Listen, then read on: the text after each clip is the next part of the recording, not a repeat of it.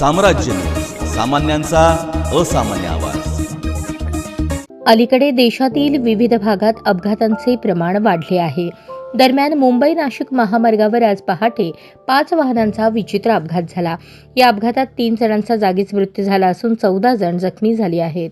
जखमींवर जवळच्या रुग्णालयात उपचार सुरू असून त्यातील 8 जणांची प्रकृती चिंताजनक आहे. मुंबई नाशिक महामार्गावर शहापूर येथे पहाटे 3च्या सुमारास कंटेनर ट्रक आणि खासगी बससह 5 वाहने एकमेकांना धडकली. या अपघातात 3 जणांचा जागीच मृत्यू झाला तर 14 जण गंभीर जखमी आहेत.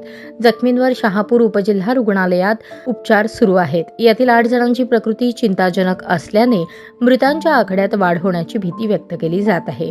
शहापुरातील गोठेघरजवळ हा भीषण अपघात घडला. अपघाताचे नेमके कारण अद्याप समजू शकलेले नाही, परंतु मालवाहतूक ट्रकला पाठीमागून येणाऱ्या 4 वाहनांनी धडक दिली असल्याचे सांगण्यात आले आहे.